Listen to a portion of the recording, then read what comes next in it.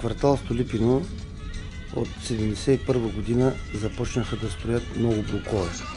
Това са държавни блокове. И в тези блокове бяха настанили при нас в Столипиново присиганите и много българи. В много от блоковете те си живееха нормално и спокойно.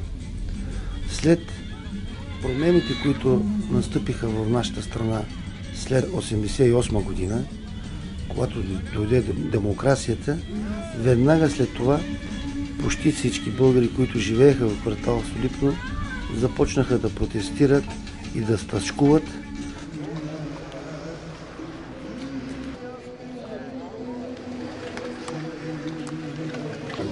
Преди имаше работа, сега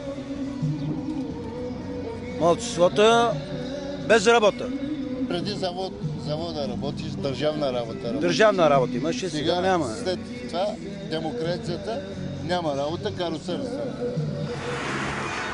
Ето инструментите, виж. Ето тези инструменти, ето то не ще го реже. А какви части са това? Това са автоматична перална.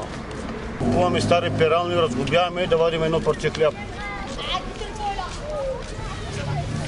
А къде намерите старите? Карусарите ходят по домовете, купуват и ги карат на нас, ние ги разглобяваме.